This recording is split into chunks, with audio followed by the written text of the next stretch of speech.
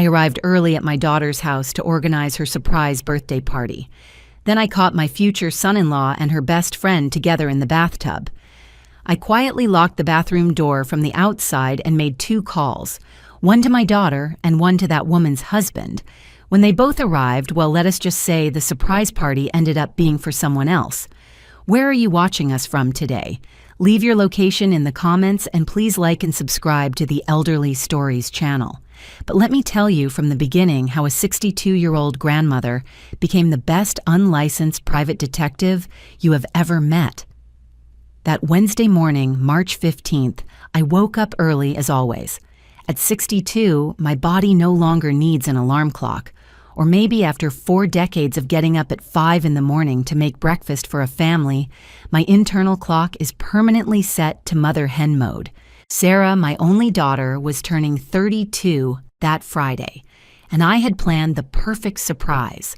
Well, as perfect as a surprise can be when your daughter is a digital marketing executive who probably already checked her calendar and noticed the suspicious pattern of calls between her friends. But a mother has the right to dream right. I dressed in my favorite blue blouse, the one Sarah gave me last year, telling me it made me look sophisticated but accessible. I never knew what the hell that meant, but coming from a woman who uses words like synergy and optimization in casual conversation, I took it as a compliment. The plan was simple. Arrive at her apartment at 2 in the afternoon when she was supposedly in an important board meeting that would last until 5. Her boyfriend Daniel would give me the keys. He had a copy for 3 months now, something that seemed rushed to me, but I kept it to myself because for once in my life, my daughter seemed truly happy. And Daniel seemed like a good man, 35 years old. Systems engineer at the same company where Sarah worked with that slightly formal courtesy that reminded me of my late husband when we were young.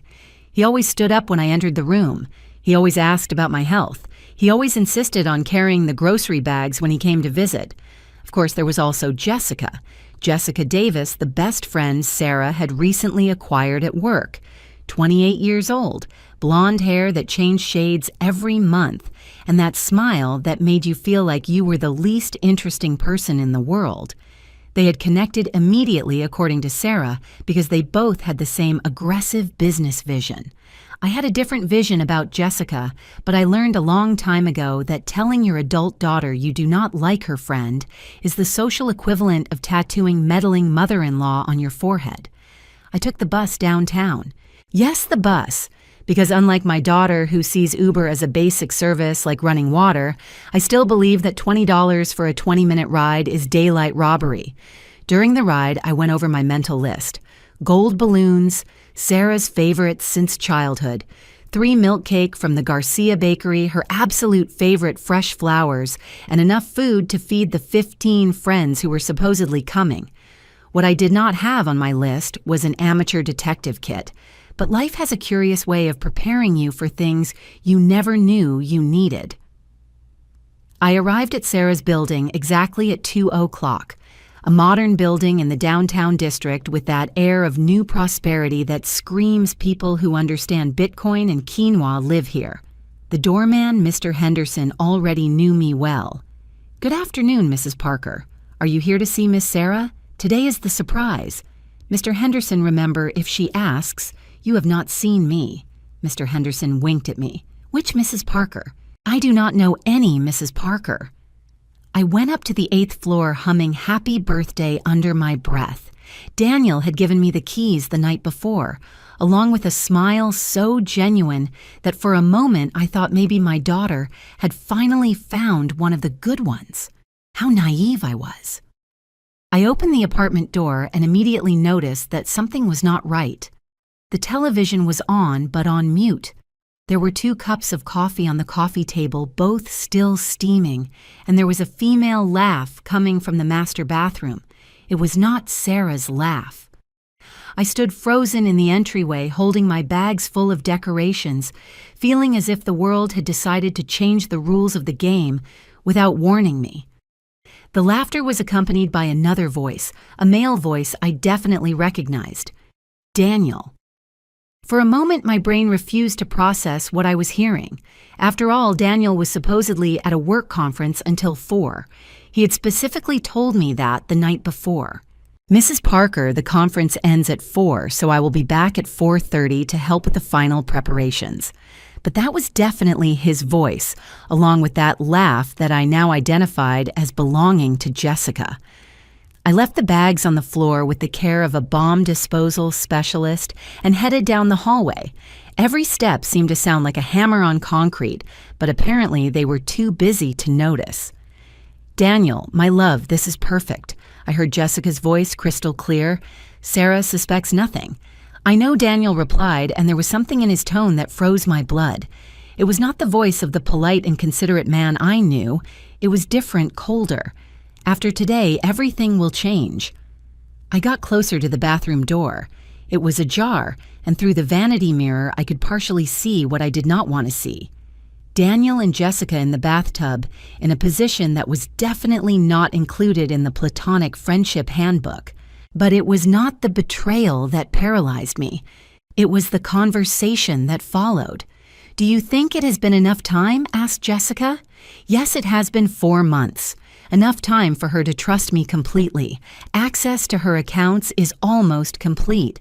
And what about her mother, does she still suspect?" Daniel laughed in a way I had never heard before. "The old hag, please. She is so desperate to see me married she would accept me marrying a cactus. She thinks I am the perfect son-in-law." Jessica laughed too. Poor thing. She has no idea what awaits her. At that moment, something broke inside me. It was not my heart. That would have been too dramatic. It was something more practical. My capacity to be the compliant mother-in-law who stays quiet and smiles while others make decisions for her. With the calm of a woman who has raised teenagers and survived 3 decades of marriage, I closed the bathroom door from the outside and turned the key, which conveniently was on the outside. Then I took out my phone and dialed the first number. "Sarah, it is Mom. I know you are in your meeting, but I need you to come home right now. It is urgent. Mom." "What happened? Are you okay?" "I am perfectly fine, daughter. Just come and do not tell anyone where you are going." I hung up and dialed the second number. "Michael, this is Emily Parker, Sarah's mom. We met at the company dinner." "Yes, exactly. Hey, where is your wife Jessica right now?" There was a pause. "At work," she told me. "Why?" "Because I have something very interesting to show you. Can you come to my daughter's apartment? I will send you the address." While I waited, I sat on Sarah's sofa and listened to the increasingly desperate sounds coming from the bathroom.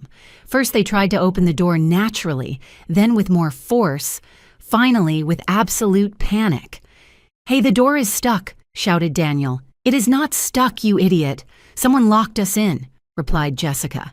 And for the first time since I met her, her voice had lost that irritating confidence. For the moment, I allowed myself a small smile as I opened a magazine that was on the coffee table. After all, I had time to kill before the real show started. Because one thing I had learned in 62 years of life: when someone underestimates an older woman, they are generally making the most expensive mistake of their lives. Let me tell you how we got to this situation, because the story of a betrayed woman always starts long before the moment of betrayal. My daughter Sarah was born on March 17, 1991, after 8 hours of labor that I swear my husband Ralph would need psychological therapy for the rest of his life. From the moment they put her in my arms, I knew this girl was going to be different. While other babies cried for hunger, Sarah cried for scheduling. If I did not give her the bottle at exactly the same times every day, she threw tantrums that could be heard 3 blocks away. By age 2, she had already organized her toys by color, size, and frequency of use. At 5, she corrected me when I used the wrong grammar. Ralph used to joke saying our daughter had been born with a built-in agenda and an inefficiency detector. I simply prayed she would not decide to rearrange the whole house according to her standards of perfection. When Ralph died in a car accident 7 years ago, Sarah was 25 and had just finished her master's degree in business administration. Instead of collapsing like any normal person, she put on her most formal black suit for the funeral and announced she would take charge of the situation. Mom, she told me that same night while organizing her father's life insurance papers with the efficiency of a certified accountant. I am going to make sure you never have to worry about money, and she kept her word. In 7 years, she went from being a junior employee at a digital marketing agency to running her own department at Strategic Digital Innovation, Inc., a company that, according to her, optimizes the consumer experience on multi-platform platforms, and according to me, probably does something related to the internet. Her salary tripled in 5 years. She moved to that apartment in the upscale district, bought a car that costs more than I earned in the last 3 years, and more importantly, insisted on paying me a monthly allowance that allowed me to leave my job at the dry cleaners and live comfortably for the first time in my life. It is not charity, Mom, she would tell me every time I tried to protest. It is an investment I invested my whole life in raising and caring for you. Now it is time to get the dividends. That was my Sarah. Even her gestures of love sounded like a PowerPoint presentation. But do not misunderstand me, I was proud of her, more proud than words can express. And after years of seeing her work until 2 in the morning, studying, listening to her rehearsed presentations in her bedroom mirror, enduring her nervous breakdowns when she thought she was not good enough, finally life was giving her what she deserved. However, something changed last year. Sarah started talking about expanding her professional network and building strategic alliances. In normal terms, that meant she started going out, more attending company events, and bringing new names into our weekly phone conversations. The first name was Daniel Miller. He is the head of the Technology Development Department. She explained during one of our monthly dinners in October. Very smart, very focused, we are collaborating on an important project. The second time she mentioned him, he was no longer the department head. He was Daniel. The third time. Daniel and I went for coffee after the meeting. By December, Daniel was coming to dinner with us, and I have to admit, I was impressed. Not only was he handsome, although he definitely was, with those sharp features and brown eyes that seemed to really listen to what you said, but he also had that old-fashioned courtesy you do not see much in men his age anymore. He stood up when I entered the room. He asked about my health with genuine interest. He insisted on helping with the dishes after dinner. He brought flowers for Sarah, but he also brought little gifts for me. A sweet bread from a new bakery he had discovered, or a book he thought I would like. He is perfect, I told my friend Linda after the third dinner. Too perfect. Men like that do not exist. Oh, Emily, Linda replied while we drank coffee in her kitchen. You are very suspicious. Your daughter deserves a good man. And she was right. Sarah deserved everything good life could offer her. So I swallowed my reservations and decided to give Daniel the benefit of the doubt. It was then that Jessica appeared. There is a new girl at work, Sarah told me in January. Jessica Davis. She is incredibly talented. Unlike Daniel, who had been introduced gradually into our conversations, Jessica appeared like an explosion. Out of nowhere, Sarah could not stop talking about her. Jessica had this brilliant idea for such and such client. Jessica had solved a problem they had been trying to fix for months. Jessica knew this amazing restaurant. Jessica, Jessica, Jessica. I met her in February when Sarah organized a small gathering at her apartment to celebrate a project they had completed. Jessica arrived dressed as if she were going to a photo shoot for a business magazine. Immaculate white blazer skirt that cost more than my monthly rent heels that made an authoritative sound when she walked. 28-years-old blonde, obviously dyed with that confidence women have who have grown up being the prettiest in the classroom.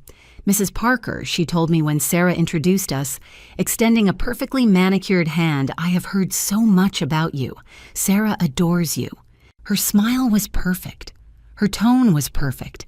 Everything about her was so perfectly correct that my maternal instinct immediately went on code red alert. But what really bothered me was not Jessica herself. It was how Sarah changed when she was around her. My daughter, who had always been secure and direct, suddenly started seeking Jessica's approval for everything. Do not you think Jessica became her favorite phrase? When Jessica spoke, Sarah looked at her as if she were receiving divine revelations, and Jessica, for her part, was clearly aware of her influence. "Sarah, dear," she would tell her with that condescending tone she used when speaking to me. "You should update your wardrobe. Those blouses are very conservative for someone in your position. Oh, Sarah, you have to start frequenting places where the right people are. You cannot advance in your career if you only socialize with, well, you know." I was included in that, well, you know. When I tried to talk to Sarah about my reservations, I was met with resistance I had never seen in her. Mom Jessica is my friend and my colleague. She is trying to help me. Honey, I'm just saying that maybe. Mom, with all due respect, Jessica understands the modern corporate world in a way that it is different from your experience. That conversation was in February. By March, Jessica was practically part of the family, even though I had never received a formal invitation to accept her as such. And then something interesting happened. Daniel and Jessica met during a joint department meeting in early March. According to Sarah, they connected immediately over process optimization strategies, whatever that means. "It is wonderful," Sarah told me on the phone that night. "My two favorite people from work are getting along so well." Suddenly, all group outings included Daniel and Jessica. All dinners at home included Daniel and Jessica. All of Sarah's conversations included anecdotes about how brilliant this new alliance between her two favorite colleagues was. I watched from a distance, serving them coffee and pretending to smile while Daniel explained technical aspects of some project to Jessica, and Jessica gave him advice on how to position himself strategically within the company. There was something in the way they looked at each other that unsettled me. But every time I tried to define what exactly it was, I came to the conclusion that maybe I was the one seeing things where there were none. After all, what did a 62-year-old woman know about modern professional dynamics? But now, sitting on my daughter's sofa, listening to her desperate screams from the bathroom, I realized my maternal instinct had been right all along. The difference was that now I had the proof, and more importantly, now I had a plan. Michael Davis arrived exactly 15 minutes after my call, and by the way he was sweating and breathing, it was evident he had run from his car to the elevator. "Mrs. Parker," he said as soon as I opened the door, "is everything okay? Where is Jessica?" Michael was completely different from his wife. Where Jessica was polished and calculated, he was genuine and a bit unkempt. 32 years old civil engineer with hands that showed he actually worked with them, and that direct way of speaking that needs no corporate filters. "She is here," I told him, with the calm of a woman who had just discovered she had a master's degree in drama without knowing it. "But before you see her, I need to explain something to you." The screams from the bathroom had stopped 5 minutes ago. Now normal voices were heard, probably because they had exhausted all their obvious options and were trying to formulate a plan. "I do not understand," said Michael, looking around the apartment. "Jessica told me she would be working late today. What is she doing here?" "That's exactly the right question, Michael." I guided him to the sofa and poured him a glass of water. "When was the last time you spoke to Jessica today?" "This morning, before leaving for work. She told me she had an important presentation and would arrive home late." Michael frowned. "Mrs. Parker, you are making me nervous. What is happening?" Before I could answer, we heard the sound of keys in the main lock. Sarah had arrived. "Mom," she shouted from the entrance. "Where are you? What is so urgent?" "In the living room, my love," I replied. "Come, there is someone I want you to meet." Sarah appeared in the hallway in her work suit, and that expression of controlled worry she put on when something interrupted her carefully planned schedule. She stopped dead when she saw Michael. "Hello," she said with that automatic courtesy she uses with strangers. "You are Michael Davis," he replied, standing up to shake her hand. "Jessica's husband." I saw confusion cross Sarah's face like a storm cloud. Jessica's husband. But what is he doing here? Where is Jessica? That, I said, getting up from the sofa, is an excellent question. I walked toward the hallway leading to the bathroom, followed by Sarah and Michael. The sounds from the bathroom had returned. Now they were whispering urgently, probably trying to coordinate a story. "Jessica." I said loudly toward the closed door. "Your husband is here." The silence that followed was so absolute I could hear the kitchen wall clock ticking the seconds. "My husband?" Jessica's voice sounded strangled. What are you doing here, Michael? "I came because Mrs. Parker called me," replied Michael. And there was an edge to his voice that hadn't been there 5 minutes before. "She told me she needed to show me something about my wife."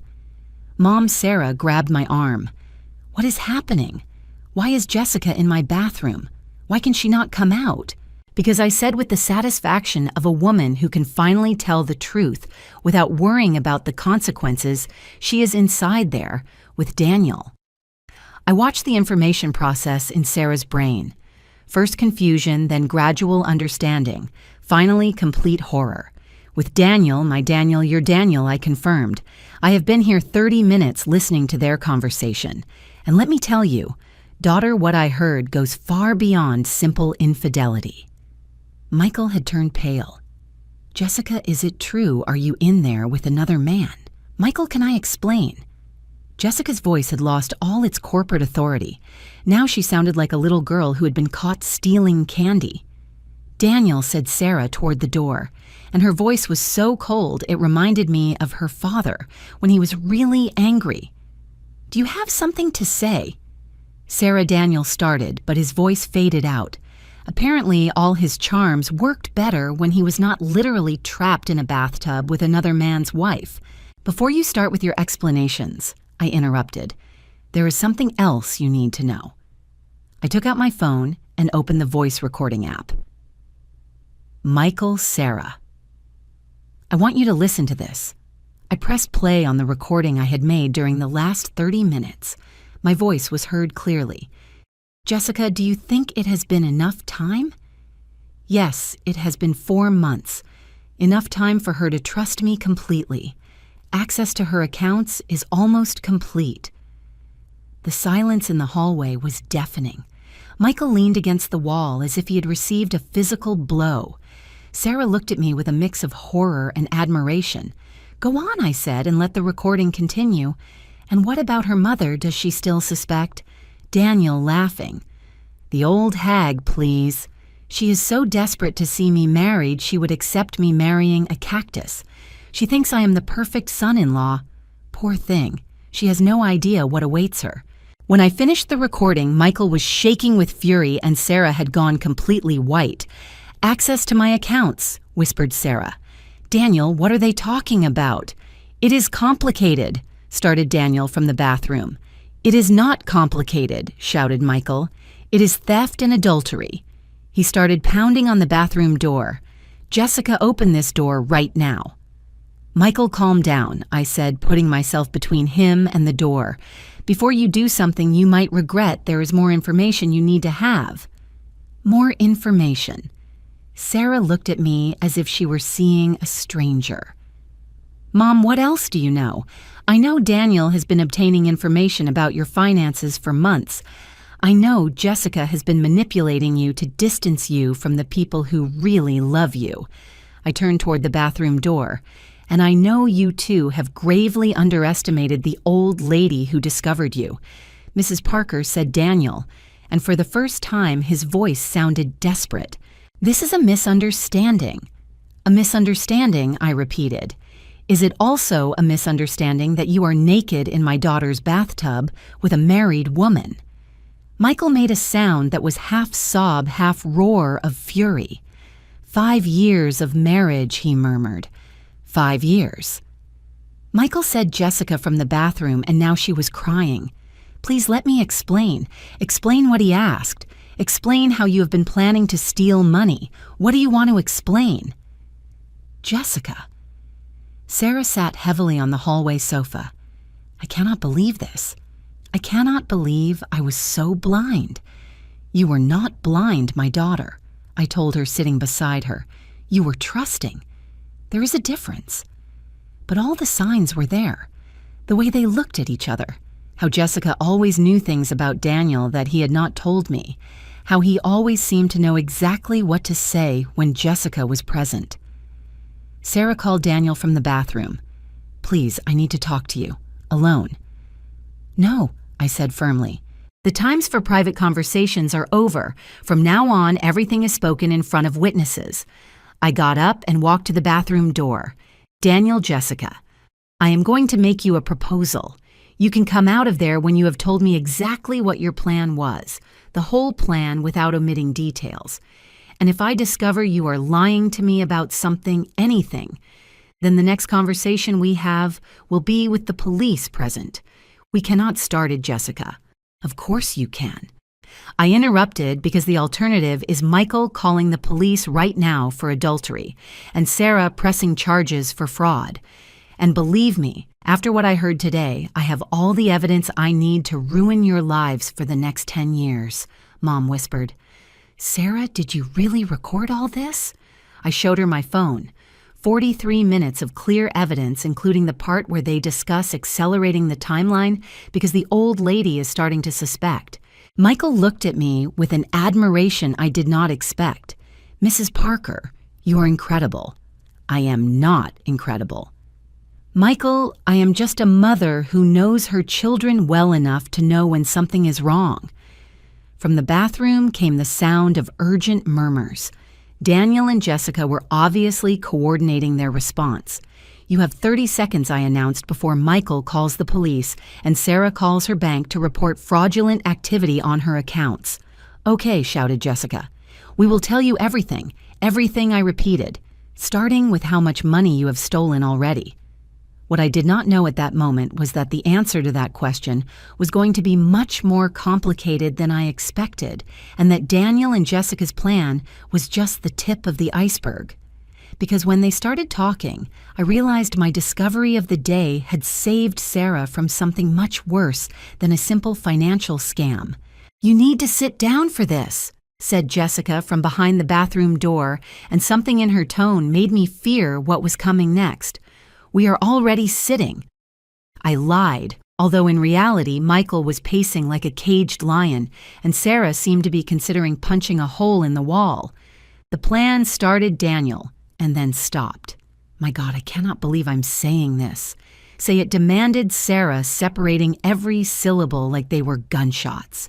Now.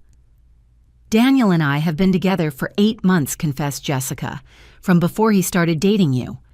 Sarah gasped, as if someone had dumped a bucket of ice water over her head. 8 months, I repeated slowly. But Daniel and Sarah have been dating for 4 months. Exactly, said Daniel, and I could hear the shame in his voice. The relationship with Sarah was part of the plan. Michael stopped dead. Part of what plan? We were going to scam money, said Jessica quickly, as if letting it out all at once was less painful. Daniel was going to make Sarah fall in love, get access to her finances, and then transfer the money to offshore accounts. How much money? Asked Sarah, and her voice was so controlled, it scared me. Everything, admitted Daniel, her savings, her investments. Your company retirement fund, we calculated approximately $500,000. The number fell like a bomb in the silence of the hallway. 500,000. Sarah stood up so quickly she stumbled. $500,000. You were going to steal my entire life. Not everything, said Jessica quickly. We were going to leave enough so it was not immediately obvious. How considerate, shouted Michael, as if that makes it better. I was processing the information with the speed of an overloaded computer. But if you have been together 8 months, why did Jessica get into my company? Why become Sarah's friend? Because we needed information, explained Jessica. Sarah is very private with her finances. She never tells anyone how much she earns or where she has her accounts. I needed to gain her trust to get that information. And I needed to distance her from people who might suspect, added Daniel. Especially from you, Mrs. Parker. From the beginning, you were cautious with me because my maternal instinct works better than this house's Wi-Fi, I murmured. So, said Sarah, slowly, all our friendship was fake. Every piece of advice you gave me every night we spent talking about our dreams. Every moment you made me feel like I had finally found a sister. It was all a lie. Not everything, whispered Jessica. I came to like you. Do not give me that, exploded Sarah. Do not dare say you cared for me while planning to ruin my life." Michael had started gently banging his head against the wall. "I cannot believe this. I cannot believe I married a criminal. I never wanted it to go that far," said Jessica, and now she was sobbing. "At first I was just going to make quick money, but then the situation got complicated. Complicated how I asked, because there was something in Jessica's tone that told me we still had not reached the bottom of the matter." There was a long pause before Daniel answered. "It got complicated when we realized Sarah was going to change her will." "My will," Sarah went pale. "How do you know about my will?" "Because," said Daniel with a barely audible voice, "I was going to propose to you next month." The world stopped. Michael stopped hitting his head against the wall. Sarah stopped breathing. I felt as if the floor had become liquid under my feet. "You were going to propose to me," whispered Sarah. "What for?" "To make sure that when you were no longer here, I would inherit everything." "When I was no longer here," repeated Sarah. "What does it mean when I was no longer here?" The silence that followed was the most terrifying I had heard in my life.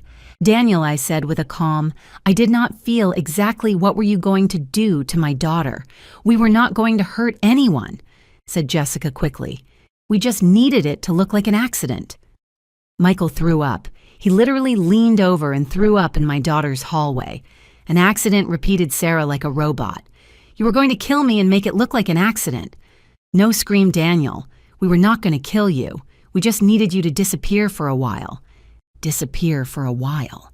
My voice went up 3 octaves. "What the hell does that mean?" "We were going to drug you," confessed Jessica. "Some pills that would make you sleep deeply for several days. Enough time to transfer the money and disappear." "But the drugs we got," added Daniel, "slowly were stronger than we thought. There was a possibility you would not wake up." "A possibility," repeated Michael. "A possibility that you killed an innocent woman for money." "And if I did not wake up," said Sarah with a voice I did not recognize. "You were going to keep all my money as my grieving widower and my best friend in mourning." "Sarah," started Daniel. "No," screamed Sarah. "Do not say my name. You have no right to say my name." She got up from the sofa and walked to the bathroom door. "Daniel Miller, I love you. I love you so much I changed my whole life to include you. I stopped seeing my friends because Jessica convinced me they were toxic for my growth. I stopped telling my problems to my mother because you told me I needed to be more independent. I changed the way I dress, the way I speak, the way I think, all because I wanted to be the woman you deserved." Her voice broke, but she continued. "And you never loved me. You did not even see me as a person. You only saw numbers in a bank account and an idiot naive enough to hand over her life for love. Sarah, I and you, Jessica." She continued, turning to the door. "You made me believe I had finally found a true friend, someone who understood me, who supported me, who wanted the best for me. You made me push away my mother, the only person who truly loves me, because you convinced me it was codependent to keep a close relationship with her." Sarah turned to me with tears running down her cheeks. "Mom, forgive me. Forgive me for doubting your instinct. Forgive me for leaving you out of my life. Forgive me for being so stupid." I hugged her with the strength of a woman who had just recovered her daughter from the edge of a cliff. "You have nothing to apologize for, my love, nothing at all." Over her shoulder, I saw Michael dialing numbers on his phone. "Who are you calling?" "The police," he replied without looking up. "This is attempted murder and conspiracy to commit fraud." "Michael, wait," I said quickly. "Before you make that call, I need 5 more minutes with them." "Why?" "Because I said, looking toward the bathroom door, I need to know what else they are hiding, and I have the feeling we still haven't reached the worst part." "Worst part," whispered Sarah. "What can be worse than this?" "I do not know my daughter, but after 30 years of being a mother, I have learned that when someone confesses something terrible, it is generally because they are trying to hide something even worse." I walked to the bathroom door and put my hand on the cold surface. "Daniel, Jessica, I'm going to ask you a very simple question, and if you lie to me, I swear on my husband's memory, you are going to spend the next 20 years in jail. I waited a moment for the weight of my words to settle. Are there other victims? The silence that followed told me everything I needed to know. Other victims. Daniel's voice sounded as if he had swallowed ground glass. What do you mean? Do not play dumb with me, I replied with the patience of a woman who had just discovered her tolerance for lies had permanently run out. You two did not wake up one day and decide to scam my daughter. This is too well planned, too coordinated. How many other women have you done this to? Mom whispered Sarah. Do you think I was not the first? Honey scammers do not start with $500,000 plans. They start small and raise the stakes. I got closer to the bathroom door. Jessica, how many best friends have you had in the last 2 years? There was a murmur of urgent conversation behind the door before Jessica answered. 3, she finally admitted. Before Sarah. There were 3. Michael dropped onto the sofa as if someone had cut his legs. 3. Have you been doing this for years? And Daniel, I asked, how many girlfriends have you had that you casually met through work? The same 3, said Daniel, and for the first time since this confession started. He sounded genuinely ashamed, but with them we did not get that far, define that far. With the first one, Linda Ramirez, we only got $5,000 before she realized something was wrong. She realized how asked Sarah. Her brother was an accountant, explained Jessica. He checked her finances and realized there were strange transfers. Linda broke up with Daniel immediately, and the other 2, I insisted. Lucy Vargas continued Daniel. We got $25,000 from her, but her ex-boyfriend kept in touch and started asking uncomfortable questions about me. And the 3rd, Patricia Mendoza, said Jessica, and there was something different in her voice. With her, we got further. How much further, asked Michael, and I could hear he already knew he did not want the answer. $90,000, admitted Daniel. And we almost got married. Almost, I repeated. What happened? There was another long pause. Patricia had an accident, said Jessica finally. The air in the hallway became thick, like gelatin. What kind of accident? Asked Sarah with a voice that seemed to come from very far away. Did she fall down the stairs of her apartment? Explained Daniel. The night before our wedding. My God, screamed Michael. You killed her. No, protested Jessica. It was a real accident. Patricia had been drinking because she was nervous about the wedding. She tripped over her own feet. And casually, this happened after you had already transferred her money, I asked. Not all the money, said Daniel defensively. Only what we had been able to access up to that point. Patricia survived, added Jessica quickly. She was in a coma for 3 weeks, but she survived, although she had brain damage. Brain damage, repeated Sarah as if the words were in a foreign language. Mild Daniel rushed to clarify. Short-term memory problems, difficulty concentrating, nothing that cannot be handled. And you guys took off while she was in the hospital, asked Michael. We canceled the wedding out of respect, said Jessica. And the audacity of those words took my breath away. We said it was too painful to continue after the tragedy. But you kept her money, I observed. Patricia does not remember the transfers, admitted Daniel. The brain damage affected her memory of the weeks before the accident. I sat on the hallway floor because my legs could no longer hold me. Let me see if I understand this correctly, I said slowly. You have scammed 4 women. The first one you stole $5,000. The second, $25,000. The third, $90,000. And the third ended up with permanent brain damage. But it was an accident, insisted Jessica. A real accident. And now I continued. You came to my daughter with a plan to steal $500,000 and possibly kill her in the process. We were not going to kill her, protested Daniel. The drugs were just going to make her sleep. The same drugs that were stronger than you thought, asked Sarah. The same drugs you admitted might not let me wake up. It was a minimal risk, said Jessica. We calculated there was only a 10% chance that 10% screamed, Michael. You were willing to accept a 10% chance of murdering an innocent woman. And after Sarah, I said, because my brain had started connecting patterns that terrified me. Who came next? Did you already have the next victim in sight? The silence was deafening. Daniel, I said with deadly calm, did you already have the next victim in sight? There was a girl in human resources, he admitted. Anna Harris, 28 years old, recently divorced with a good savings fund. And had you already started the approach process? Jessica had started becoming her friend, confessed Daniel, but they had only spoken a few times. Sarah jumped to her feet. We have to warn Anna. We have to call the police right now. Wait, I said, getting up too.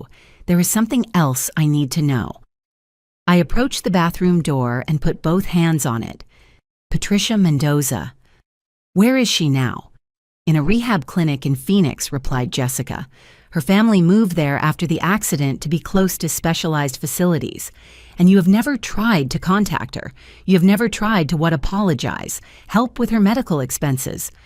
How are we going to help without admitting guilt? Asked Daniel. Besides, Patricia remembers nothing about us. But her family remembers, said Michael slowly. Her family remembers the fiancé who disappeared after their daughter had a convenient accident. It was not convenient, protested Jessica.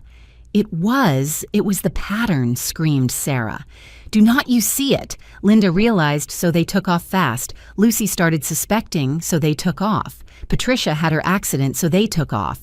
And I was going to be next. But with you, it was going to be different, said Daniel weakly. With you, we had planned everything perfectly. With you, they were going to make sure the accident was fatal, corrected Michael. I moved away from the door and walked to the living room window. I needed fresh air and a moment to process everything I had just heard. 4 victims, 1 with permanent brain damage, a 5th victim already in their sights, and my daughter had been weeks away from becoming the 6th or possibly the 1st fatal victim. Sarah, I said, turning to her, call the police now. It was about time, murmured Michael, and dialed emergency on his own phone. Mom, said Sarah while dialing. How did you know? How did you know to ask the right questions? Because, I replied, looking toward the bathroom door where 2 people had destroyed multiple lives for money. After 62 years in this world, I have learned that when someone lies to you about something small, it is generally because they are hiding something big. And because I added more softly, a mother always knows when something is trying to hurt her children, even when her children do not know. While we waited for the police to arrive, I could not help thinking about Patricia Mendoza in Phoenix, fighting every day with the consequences of an accident that maybe had not been as accidental as everyone thought. But that, I decided, would be an investigation for after Daniel and Jessica were safely behind bars. For now, I had to focus on the fact that my daughter was alive. She was safe. And she had learned one of life's most important lessons, that sometimes the most dangerous people are the ones who tell you exactly what you want to hear. The sound of sirens in the distance told me that justice finally was on its way. The police arrived exactly 17 minutes after our calls, time that Daniel and Jessica used to beg, threaten, and finally try to negotiate from their makeshift prison in the bathroom. Mrs. Parker Daniel had said 5 minutes earlier, we can reach an agreement, we will return all the money we took from the other victims. With what money, I had responded, I bet you already spent it on expensive clothes and romantic vacations. I had been correct. When officers Lewis and King arrived at the apartment, the first thing they noticed was the incongruity between 2 supposedly successful professionals locked in a bathroom and a 62-year-old grandmother who had strategically outsmarted them. Ma'am, said Officer Lewis after I explained the basic situation, are you telling me you stopped 2 scammers by yourself? I did not stop them, I clarified while handing them my phone with the recordings. I just held them until you could arrive to do your job.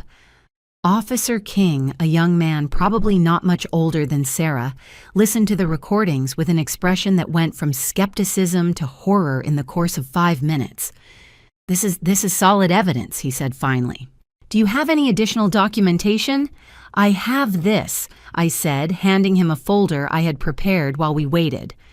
During the last 20 minutes, I had been meticulously documenting everything, times, names, dates, and every detail Daniel and Jessica had confessed.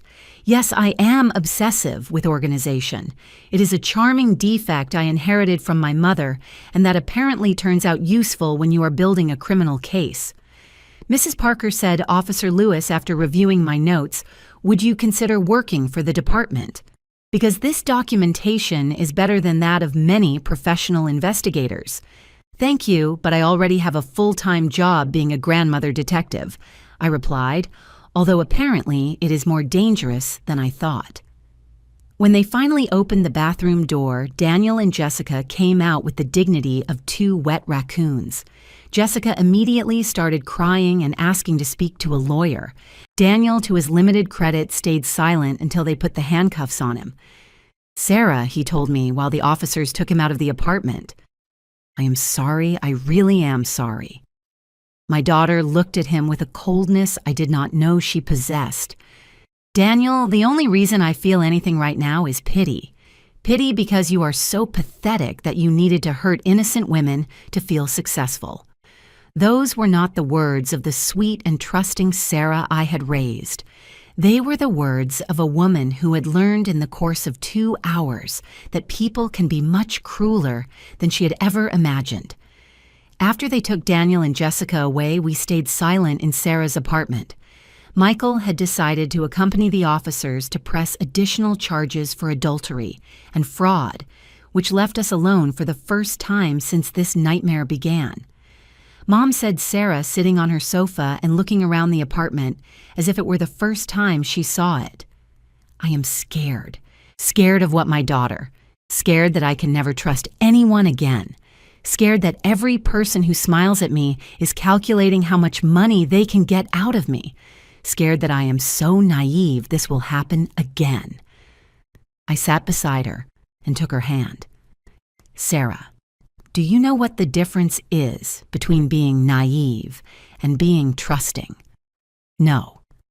A naive person does not learn from their mistakes. A trusting person learns to trust better. I looked her directly in the eyes. You are not naive. You are a victim of people who are experts in manipulation. But I should have seen the signs. What signs? That Daniel was polite. That Jessica seemed like a good friend. That both behaved exactly like two normal people developing a genuine friendship with you. Sarah sighed. When you put it like that, besides, I added with a smile, now you have something you did not have before. What?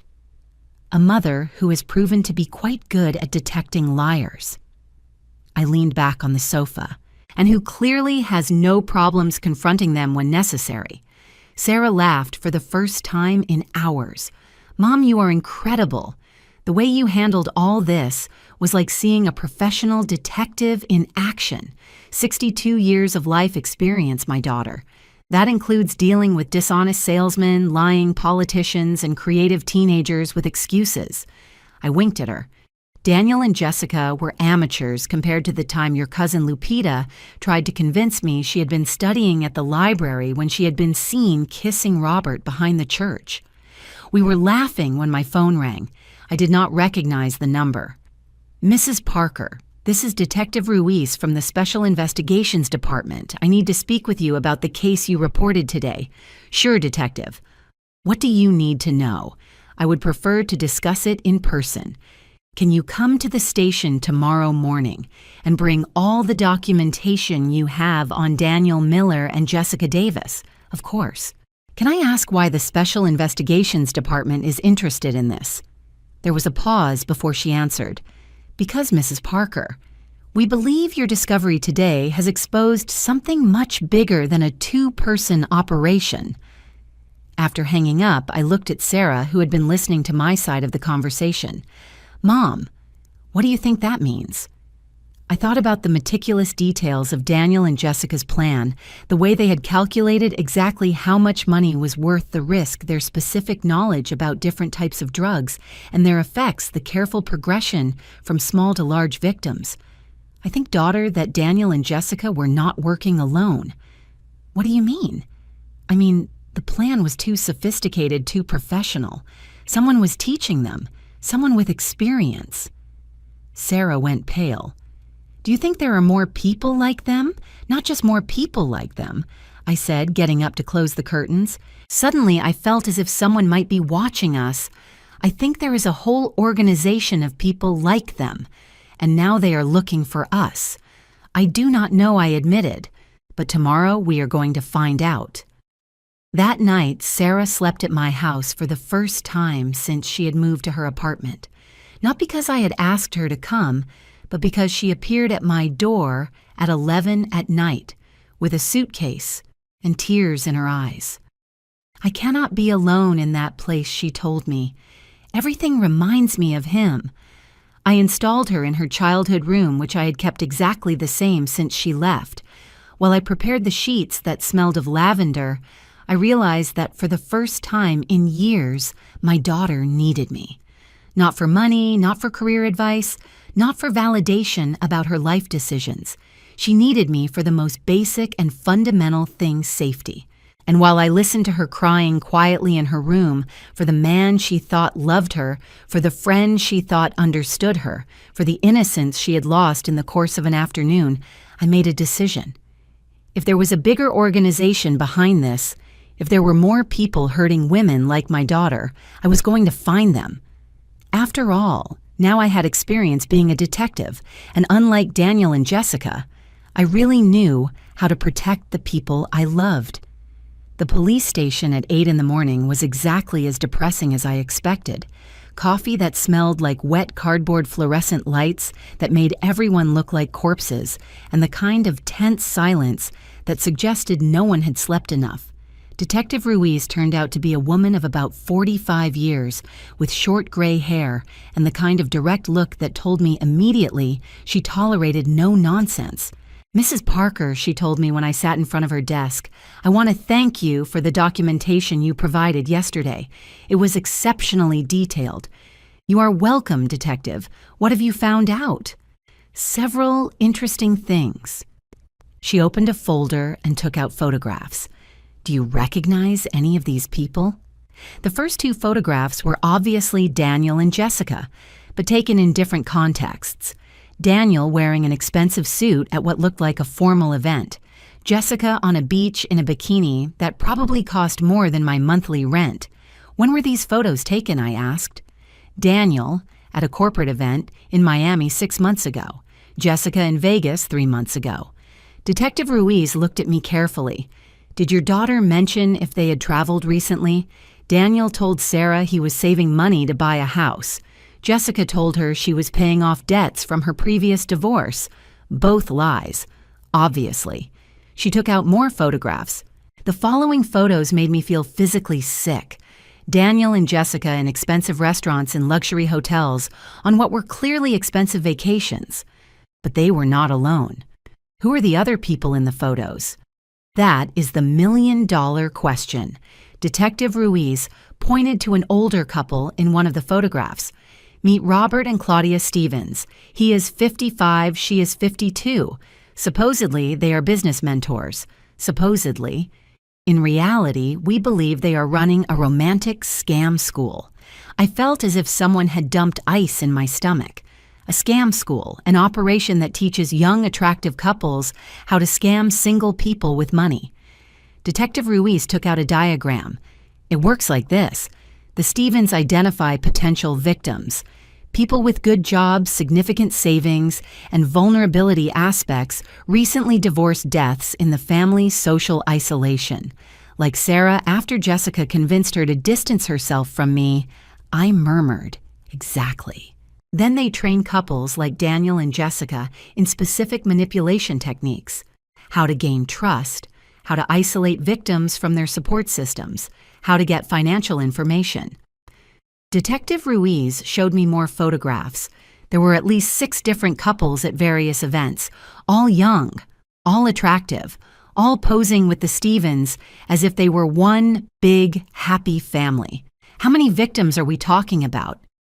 Based on what we have discovered in the last 18 hours, we believe this organization has been operating for at least 3 years. We have tentatively identified 15 confirmed victims. 15. The number hit me like a slap. 15 women like my daughter, and 2 men. The scam works in both directions. Detective Ruiz closed the folder. Mrs. Parker, I need to ask you a favor. Whatever it is, we need your daughter to cooperate with us to set a trap for the Stevens. What kind of trap? Daniel and Jessica do not know we have connected the Stevens to the operation. When they get out on bail, which will happen because their lawyers are very good, they are going to report to their bosses that something went wrong, and we want Sarah to pretend she has decided not to press charges, that she is embarrassed and just wants everything to go away. The very idea made me tremble. Detective, my daughter is barely processing what happened to her. Now you want her to act as if she were willing to forgive the people who planned to kill her. I understand your reservations, but if the Stevens believe Sarah is not going to be a problem, they might try to contact her directly to apologize or to make sure she keeps quiet. And that would help us how? Because it would give them the opportunity to incriminate themselves to admit knowledge of the entire operation. I leaned back in the chair, feeling the weight of the decision.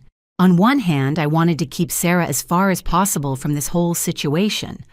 On the other hand, there were 15 other victims who deserved justice. Detective, what happened to Patricia Mendoza, the woman who ended up with brain damage? Detective Ruiz tensed up. What makes you think we know something about Patricia Mendoza? Because I said, with the patience of a woman who had already suspected the answer. When people like Daniel and Jessica casually mention someone had a convenient accident, it generally means the accident was not so accidental. We are investigating Patricia's case. Her doctors always thought her injuries were inconsistent with a simple fall down the stairs, meaning she was pushed, meaning her injuries suggest she was hit with something before falling. I closed my eyes and counted to 10, trying not to imagine my Sarah in Patricia's place. Detective, if I accept that Sarah cooperates with you, I need guarantees. What kind of guarantees? Guarantees that she will never be alone with any of these people. Guarantees that you are going to arrest the Stevens before they have a chance to hurt anyone else. And guarantees that my daughter is going to have protection until this nightmare is over. I can give you all those guarantees, Mrs. Parker. And if something goes wrong... Detective Ruiz looked me directly in the eyes. If something goes wrong, Mrs. Parker, it will be because I made a mistake. And I promise you, I am not going to make mistakes when it comes to your daughter's safety. There was something in her tone that told me this investigation was personal for her too. Detective, is there something you are not telling me? My younger sister was a victim of a romantic scam 2 years ago. Different organization, but the same type of manipulation. She lost her college savings and took months to recover emotionally. Did you catch those responsible? No. They took off before we could gather enough evidence. Detective Ruiz leaned forward. This is my chance to make sure this does not happen to anyone else. I understood her completely. After all, I had spent the last 24 hours feeling exactly the same determination. Detective talked to Sarah. If she is willing to help, I support her decision. But on one condition. Which one? I am also going to be involved in this operation, not as a passive observer, but as an active participant. Mrs. Parker, that is irregular. Detective, I interrupted. Yesterday, I proved I am quite capable of handling professional scammers, and I know my daughter better than any trained officer. What are you proposing exactly? I am proposing you use me as the element the Stevens are never going to see coming, because I bet in 3 years of training scammers, they never taught them how to deal with a protective Mexican mother who has decided the time for being polite is over. Detective Ruiz smiled for the first time since we started talking. Mrs. Parker, I like your style very much. Sarah agreed to cooperate with the investigation, but only after making me promise I would be present every step of the process. Mom, she told me while we ate in my kitchen that night, if we are going to do this, I need to know my support system is solid. And you are my support system. I have always been your support system, my daughter. Only for a while you let other people convince you that you did not need me. I am never going to make that mistake again, she promised. Detective Ruiz's plan was relatively simple. Sarah was going to return to work on Monday and act as if nothing had changed. If anyone asked about Daniel and Jessica, she was going to say it had all been a misunderstanding, that she had decided not to press charges and she just wanted to move on with her life. The key, explained Detective Ruiz, during our Friday afternoon meeting, is to appear vulnerable, but not suspicious, as if she were embarrassed by the whole situation and wanted it to disappear. It is not going to be hard to act embarrassed, admitted Sarah, because part of me really is embarrassed to have been so gullible. That is exactly the attitude we need to project, said Detective Ruiz. The Stevens look for victims who blame themselves instead of seeking justice. My role in the operation was seemingly simple. Continue being the protective mother who insisted on checking that Sarah was okay. If the Stevens made contact, my constant presence would give them a sense of security. After all, how dangerous can a 62-year-old grandmother be? What they did not know was that this particular grandmother had spent the last 3 days studying every detail of their operation as if it were a doctoral thesis. Monday arrived too fast and too slow at the same time. I accompanied Sarah to her work, officially because my car was in the shop, unofficially because I wanted to see her colleagues' faces when they found out she had forgiven Daniel and Jessica. Emily, the receptionist, told me when we entered the building, "It is so good you are here, Sarah John." Everyone is so surprised about what happened Wednesday. "It was a misunderstanding," replied Sarah with the perfect voice of a woman who wants to change the subject. "These things happen, but is it true that Daniel and Jessica?" Like I said, it was a misunderstanding. Everything was resolved. Sarah took my arm. Mom let us go to my office. While we walked down the hallway, I could feel the eyes of all employees following us. Conversation stopped when we passed and resumed in whispers when we had passed. "This is awkward," murmured Sarah. "It is supposed to be awkward," I reminded her. "If you act too comfortable, they are going to suspect."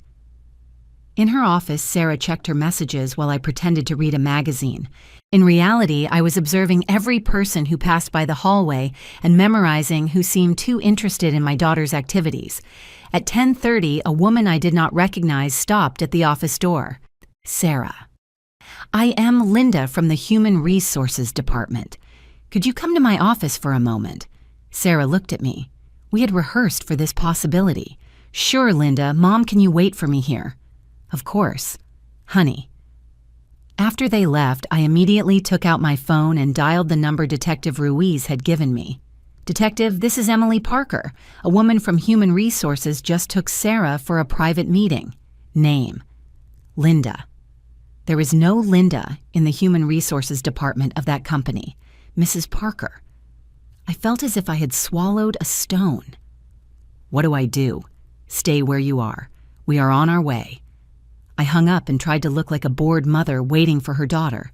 In reality, I was calculating how long it would take me to get to the Human Resources Department if I had to scream for help while running. 5 minutes later, Sarah returned with an expression that told me immediately something was wrong. "Everything okay, honey?" "Yes, Mom. Just company papers." But her eyes were sending me a different message. Danger. "Well, then let us go. You promised to help me with grocery shopping. Remember." We had not made plans to go grocery shopping, but Sarah nodded immediately. "Sure, Mom. Let us go." We left the building, walking casually as if we were in no hurry. It was not until we were in my car that Sarah collapsed. "Mom, that was not Linda from Human Resources. It was a woman who claims to know Daniel and Jessica. She gave me this." She handed me an elegant business card that said, "Claudia Stevens Strategic Relations Consulting." "What exactly did she tell you?" that Daniel and Jessica had told her about our misunderstanding, and she wanted to make sure I was okay. That sometimes young couples make mistakes, and she wanted to help resolve any remaining confusion. And what did you tell her? That I appreciated her concern, but everything was resolved. That I just wanted to move on with my life. How did she react? She told me it was very mature of me to forgive and forget. And then she asked me if I had spoken to anyone else about the situation. I started the car and left the parking lot. Did you tell her you had not spoken to the police? I told her my mother and I had decided to handle it as a private family matter. Good. Anything else? Yes. Sarah looked at me with scared eyes. She invited me to lunch tomorrow. She said she wanted to apologize on behalf of Daniel and Jessica and possibly discuss compensation for the inconvenience. A compensation? Her exact words were sometimes when young people make mistakes. Mature people like you deserve to be compensated for their understanding. Ah, so they were trying to bribe my daughter to keep quiet. And did you say yes? I told her I needed to think about it, that I would consult with my mother because I value her advice. Perfect. I dialed Detective Ruiz's number. Detective, we have contact. The Stevens. Claudia Stevens. Specifically. She wants to have lunch with Sarah tomorrow to discuss compensation. Excellent. Where and when? They still haven't agreed on the details. Sarah is going to confirm this afternoon. Mrs. Parker, this is exactly what we expected. They are trying to buy Sarah's silence. And that is good because it is evidence of consciousness of guilt. If it really had been just a misunderstanding, they would not need to offer compensation. After hanging up, Sarah and I went directly to my house, where we passed the rest of the day coordinating the details of the lunch trap with Detective Ruiz and her team. The restaurant is going to be full of undercover officers, Detective Ruiz assured me that afternoon. And both you and Claudia Stevens are going to wear microphones. Am I going to wear a microphone too? Of course. You are going to be having lunch at a nearby table, pretending it is a coincidence you are in the same restaurant. And if Claudia recognizes me from the photos, there are no photos of you anywhere on Daniel and Jessica's social media. They kept their real lives very separate from their scam lives. That night, while Sarah slept in her childhood room for the 4th consecutive night, I stayed awake thinking about everything I had learned about human nature in the last week. A week before the most complicated thing in my life was deciding whether to buy the expensive brand of detergent or settle for the generic one. Now I was coordinating undercover operations with the police department and preparing to face a criminal organization. Life apparently can change completely in the time it takes to lock a bathroom door. But I had also learned something more important, that when the people you love are in danger, you discover strengths you did not know you had. Tomorrow I was going to meet face to face the woman who had trained Daniel and Jessica to hurt my daughter. And I was going to make sure it was the last time Claudia Stevens had the opportunity to hurt anyone else. The Terrace restaurant was exactly the kind of place where a woman like Claudia Stevens would feel comfortable. White tablecloths, waiters with vests, and prices that screamed, "I have money, and I want everyone to know it." I arrived 15 minutes before Sarah and asked for a table with a perfect view of the table, where she was supposed to sit with Claudia. The microphone I wore, taped under my blouse, felt like a giant insect, but Detective Ruiz had assured me it was imperceptible. Just act natural, she had told me that morning. Order food, read a book, pretend you are enjoying a quiet lunch alone. Easy for her to say. Detective Ruiz was not the one about to face a woman who trained professional scammers for a living. At 12:30 exactly, I saw Sarah enter. She looked perfect, nervous, but not terrified, well-dressed, but not too groomed like a woman who was trying to maintain her dignity after an embarrassing situation. Claudia Stevens arrived 5 minutes later. I recognized her immediately from the photographs I had seen at the police station, but in person, she was even more impressive. 52 years old, but she looked 40. Designer suit that probably cost more than my rent for 6 months. Perfectly styled hair and makeup that seemed to have been applied by a professional artist. She approached Sarah with the smile of a woman accustomed to people doing exactly what she wants. "Sarah, dear." I heard her say as they sat down. "Thank you so much for agreeing to see me. I know this must be hard for you." "I appreciate you coming, Mrs. Stevens," replied Sarah with the perfect voice of a woman who wants to be polite but keep distance, although I am not sure why it was necessary for us to meet. "Please call me Claudia." She leaned forward with a sympathetic expression. "And it is necessary because Daniel and Jessica are like children to me. When they make mistakes, I feel personal responsibility. From my table, I pretended to be reading the menu while straining to hear every word."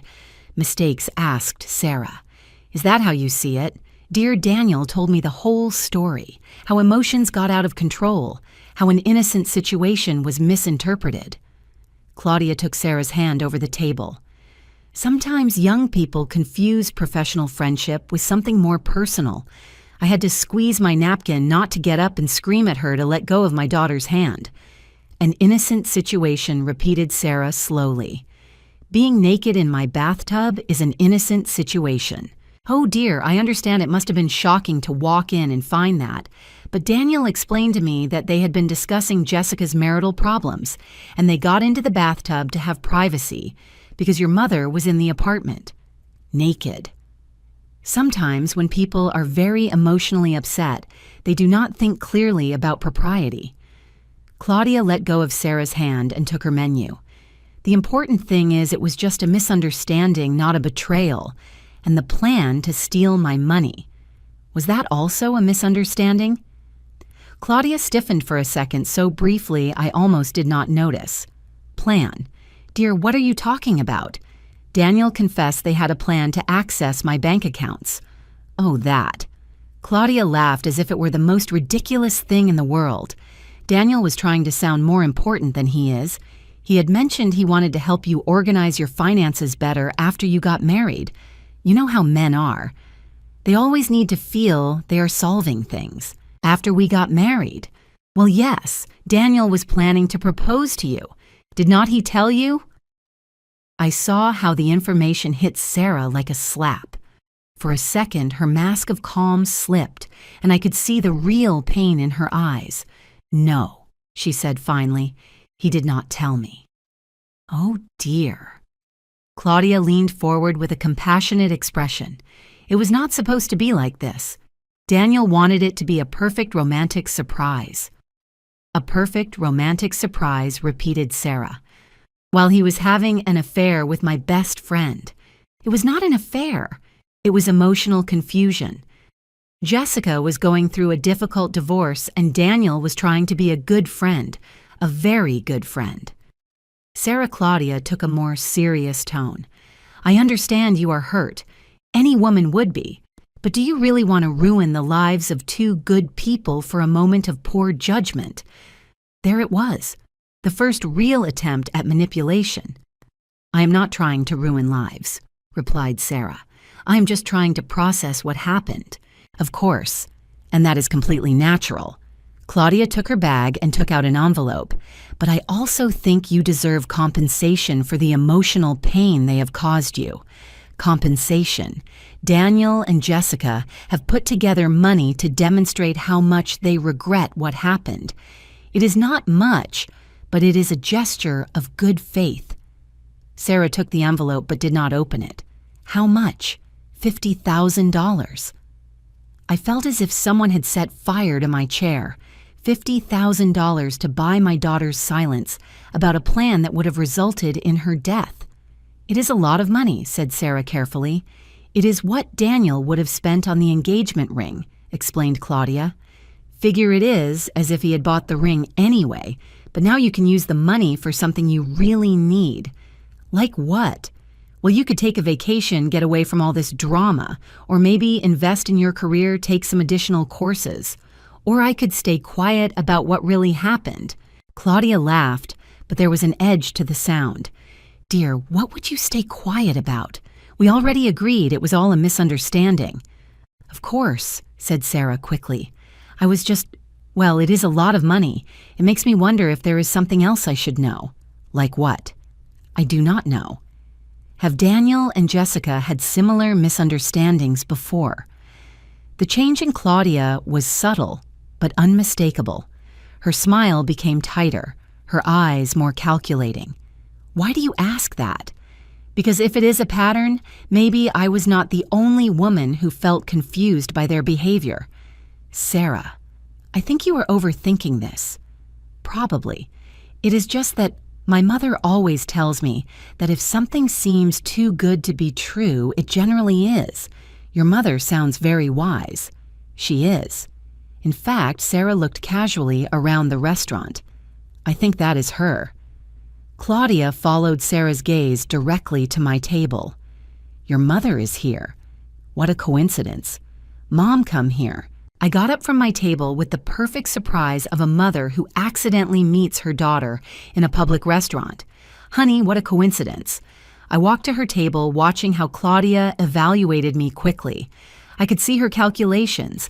Older woman, well-dressed but not expensive, posture that suggested confidence but not aggression. In short, exactly what she would expect from an ideal victim's mother. Claudia, let me introduce you to my mother, Emily Parker. Mom, this is Claudia Stevens. She is a colleague from work. Nice to meet you, Mrs. Stevens, I said, shaking her hand. The pleasure is mine, Mrs. Parker. Your daughter is a very impressive woman. That is what I have always been told. I sat in the empty chair without being invited. Excuse me for interrupting, but when I saw Sarah, I could not resist coming over to say hello. Do not worry, said Claudia. But I could see she did worry. In fact, I am very pleased to meet the woman who raised such a wonderful daughter. Oh, Sarah has always been special. Very trusting, very generous with people. I looked her directly in the eyes. Sometimes too generous. Well, generosity is a beautiful virtue in a young woman. Yes, I agreed. Although I have learned that some people confuse it with naivety. Claudia held my gaze without wavering. Fortunately, Sarah clearly has a mother who protects her well. I do what I can, although I must admit sometimes I worry about the people my daughter meets at work. Oh, why? Well, recently there was a situation with some of her colleagues that unsettled me quite a bit. Mom interrupted Sarah quickly. I do not think Claudia needs to hear about that. Actually, said Claudia, and now there was steel in her voice. I would love to hear a protective mother's perspective. It was at that moment I realized Claudia Stevens was not just a scammer. She was a predator who had decided I was a threat that needed to be evaluated. A protective mother's perspective, I repeated slowly, holding Claudia's gaze. It is quite simple, actually. Please share, said Claudia. And there was something in her tone that told me this conversation had stopped being about Daniel and Jessica. A protective mother learns to recognize certain patterns. I explained keeping my voice conversational. For example, when someone says something was a misunderstanding but offers $50,000 in compensation, it suggests that maybe the misunderstanding was not as small as they pretend. Claudia laughed, but the sound had nothing genuine about it. Mrs. Parker, I think you are misinterpreting the situation. Really, because from my perspective, it seems you are trying to buy my daughter's silence about something that goes far beyond simple infidelity. Mom, said Sarah nervously. Maybe we should. No, my daughter. I think Mrs. Stevens and I need to have an honest conversation. I leaned forward. Do you know what else experience taught me, Mrs. Stevens? What? That when someone trains young people to scam money from single women, they generally do not stop at a single victim. The change in Claudia was instant and terrifying. The mask of understanding woman disappeared, completely replaced by something cold and calculating. Mrs. Parker, I think you are making very serious accusations without evidence. Oh, I have evidence. I took out my phone and put a photo on the table. It was Patricia Mendoza in her wheelchair, taken from a newspaper article about domestic violence victims that Detective Ruiz had found. Do you recognize this woman? Claudia looked at the photo without expression. No, it is Patricia Mendoza. Daniel was engaged to her before she had her accident. I do not know what you are talking about, do not you? Because I have recordings of Daniel and Jessica talking about their pattern of victims. Linda Ramirez, $5,000. Lucy Vargas, $25,000. Patricia Mendoza, $90,000. And permanent brain damage. For the first time since I met her, Claudia looked genuinely surprised. Recordings. 43 minutes of complete confessions, including the part where they discuss their plan to drug my daughter and make it look like an accident. Claudia looked around the restaurant, clearly calculating her options. Even if that were true, it has nothing to do with me. Does not it? I smiled with all the sweetness of a grandmother offering cookies. Because I also have photos of Daniel and Jessica on multiple expensive vacations with you and your husband, and bank records showing transfers from the victims' accounts to companies controlled by you. This was a complete lie. I had no bank records. But Claudia's reaction told me I had hit the nail on the head. I do not know who told you those lies. No one told me anything, Mrs. Stevens. I discovered it myself. Do you know how? How? Because you made the mistake of underestimating a mother who knows her daughter well enough to know when something is wrong. Claudia stood up abruptly. This conversation is over. No, I said, also getting up. This conversation is just starting. It was then that all the customers at nearby tables got up at the same time, showing police badges. Claudia Stevens said, Detective Ruiz, appearing next to our table, "You are under arrest for conspiracy to commit fraud, money laundering, and assault with attempted murder." Claudia looked around the restaurant, finally understanding she had walked straight into a trap. "This is entrapment," she said, while Detective Ruiz put the handcuffs on her. "No, Mrs. Stevens," I replied. "This is justice." "Did you get everything I asked, Detective Ruiz, while they took Claudia away?" "Every word. Her implicit admission of knowledge about the previous victims, her bribe attempt, and especially her lack of surprise when you mentioned the plan to drug Sarah. Is it enough for a conviction? Combined with Daniel and Jessica's confessions and the evidence we have gathered on the other victims, it is more than enough." 3 hours later, we were at the police station again, this time giving final statements. Mrs. Parker said, "Detective Ruiz, after we finished, I want you to know your work as a civilian has been extraordinary. We've arrested the entire network. The entire network. Robert Stevens was arrested this morning in Phoenix, and we have identified 6 more couples working for them. All will be arrested in the next 48 hours. And the victims, 17 in total, all will be contacted and given the opportunity to recover at least part of their money from the confiscated assets, including Patricia Mendoza, especially Patricia Mendoza. Also now we have evidence to reopen her case as attempted murder instead of accident." That night, Sarah and I sat in my kitchen with a bottle of wine I had been saving for a special occasion. "Mom," said Sarah after her second glass, "I still cannot believe you solved an entire criminal organization. I did not solve anything." "Honey, I just refused to let them hurt my daughter. How did you know to ask all the right questions? How did you know what to press and when? 62 years of raising people, working with people, observing people. One learns to read between the lines. But the recordings, the documentation, the way you handled Claudia today. Sarah, do you know what the difference is between a Hispanic mother and a professional detective?" "What?" "A detective looks for evidence to solve a case. A mother looks for evidence to protect her children." I took her hand. "And when you threaten a Hispanic mother's children, you have just awakened the most relentless force of nature." Sarah laughed, but then got serious. "Mom, can you forgive me for pushing you away, for not listening to your warnings, for being so?" "Stop," I interrupted her. "There is nothing to forgive. You were a victim of people who are experts in manipulation. And besides, without their manipulation, I never would have had the chance to prove that a Mexican grandmother can be more dangerous than any professional scammer. What is going to happen now? Now you are going to go back to your normal life. You are going to make new friends, more carefully this time, but without fear. You are going to find love again, more wisely this time, but without cynicism. And what are you going to do?" I smiled. "I am going to go back to being a normal grandmother who worries if her daughter is eating enough vegetables. Just that." "Well," I admitted. Detective Ruiz mentioned the police department is considering a pilot program of civilian consultants for family scam cases. Did they offer you a job? They offered me the opportunity to make sure what happened to you never happens to another family. Sarah smiled for the first time in a week with pure happiness. Mom, I think you just found your true calling. 2 months later, I received a letter from Patricia Mendoza. She had recovered enough memory to remember fragments of what Daniel had done to her, and she wanted to thank me for helping bring her attackers to justice. Mrs. Parker, she wrote, "My family says you are the reason we finally have answers.